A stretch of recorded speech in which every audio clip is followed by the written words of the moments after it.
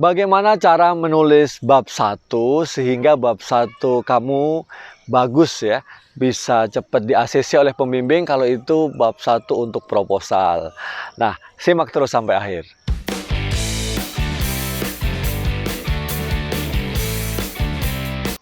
Saya Tirta Musitama, selamat datang di channel Tirta Musitama ini. Di channel ini kalian semua bisa dapatkan tips sukses belajar di perguruan tinggi. Nah, terima kasih yang sudah subscribe ya. Langsung saja kepada pertanyaan di depan dari video ini tadi. Bagaimana caranya agar bab 1 kita itu bisa cepat di-ACC atau bab 1 kita ini benar ditulisnya dan berkualitas. Nah, saya ingin sampaikan ada beberapa aspek yang sering dilupakan oleh para penulis skripsi, mungkin juga tesis dan disertasi bila ini applicable. Apa itu? Nah, yang pertama adalah persoalan clarity, kejelasan, clear gitu terkait dengan permasalahan penelitian yang diangkat. Kenapa begitu? Karena seringkali para mahasiswa tidak bisa memformulasikan permasalahannya. Jadi permasalahan penelitiannya apa? Karena apa? Karena tidak semua fenomena peristiwa yang ada di dalam dunia nyata atau dalam kehidupan sehari-hari atau yang ada dalam unit, perusahaan, lembaga, kementerian itu adalah masalah gitu. Nah, atau tepatnya apakah itu adalah masalah yang layak diteliti. Nah, ini hal yang sangat penting. Oleh karena itu, teman-teman harus mengidentifikasi dengan baik, menguatkan, melihat lagi apakah topik yang dipilih itu juga sudah dibedah ya, sudah dipilih, memang ada permasalahan penelitiannya gitu. Nah, apakah permasalahan penelitian itu? Bagaimana agar permasalahan penelitian itu benar-benar bisa dibuat dengan baik? Nah, perhatikan hal-hal sederhana seperti ini. Misalnya, ya, Anda bisa mencari permasalahan penelitian yang merupakan gap, merupakan ada kesenjangan antara fenomena-fenomena yang ada, kenyataan di lapangan, dengan perkembangan-perkembangan teoritis yang ada di literatur. Nah, ini menjadi hal yang bisa mengangkat ya pokok permasalahan itu menjadi clear.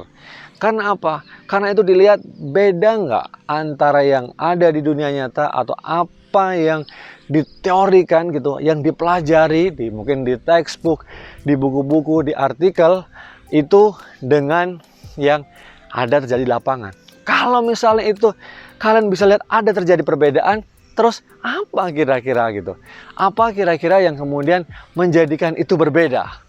Nah, mungkin dari situ bisa gitu ya, bisa diambil pokok permasalahan. Itu salah satu alternatif ya, salah satu alternatif pokok permasalahan agar menjadi clear, ada clarity dari pokok permasalahannya.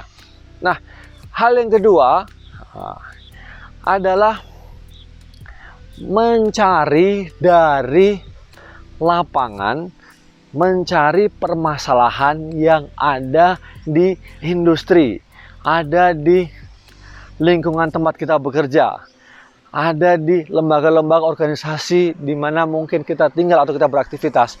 Artinya di sini lebih fokus kepada permasalahan yang timbul di lapangan. Nah, seringkali kita harus banyak mendengar kalau ingin tahu permasalahan yang terjadi di lapangan. Misalnya industri bilang bahwa alat ini tidak bisa dipakai dengan baik. Kenapa? Dengan alat ini produktivitasnya rendah. Nah, kenapa sudah beli alat ini, investnya sudah gila-gilaan, tetapi juga produksi ini tidak bagus.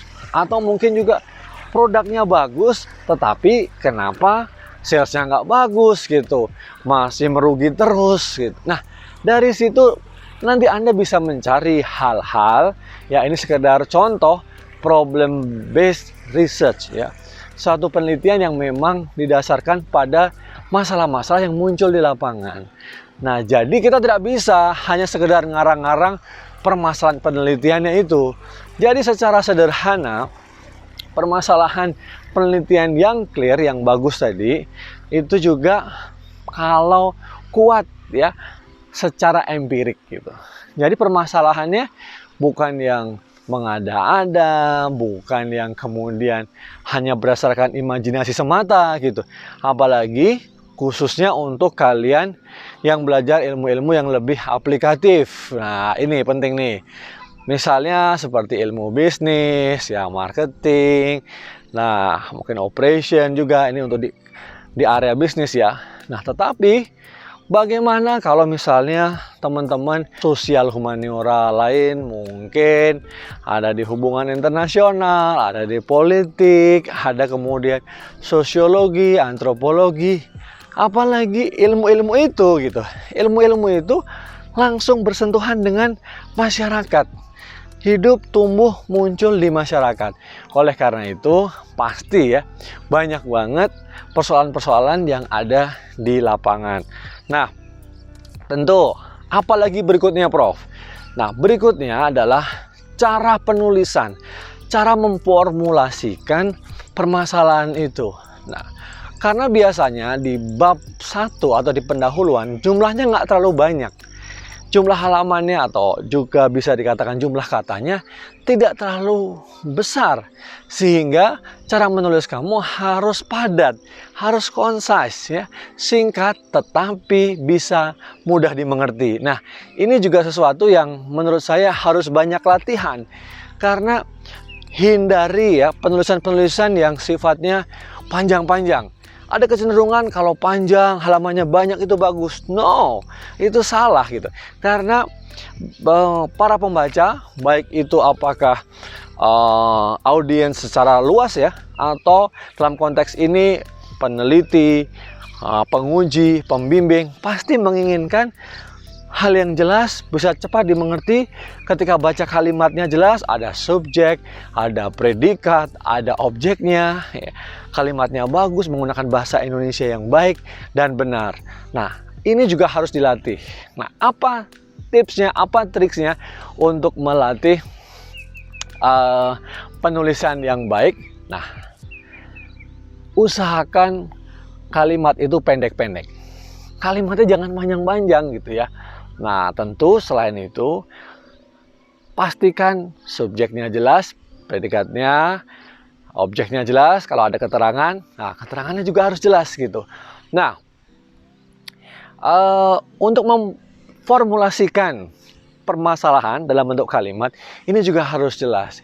Biasanya disebut juga bahwa pokok permasalahan itu ditulis ya dalam semacam kalimat berita gitu ya.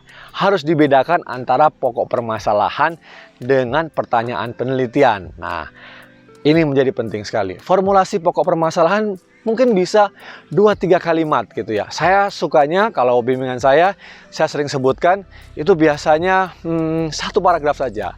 Nah, itu harus bisa diformulasikan dengan baik. Nah, kalau ingin tahu bagaimana memformulasikan pokok permasalahan dalam bentuk kalimat, dalam bentuk statement, pernyataan yang baik dan benar, nah ikuti ya video-video saya selanjutnya. Karena kalau Anda hanya lihat video ini tanpa melihat video selanjutnya, rasanya kurang lengkap. Demikian, semoga apa yang saya sampaikan bermanfaat. Beberapa aspek ya yang bisa diperhatikan untuk menyusun bab 1 penelitian yang lebih baik. Oke, jangan lupa ya subscribe channel ini. Kalau ini Anda menilai konten ini baik dan menarik, bermanfaat, silahkan like dan share. Sukses buat kalian semua. Sampai ketemu lagi di video-video saya yang lainnya. Terima kasih banyak.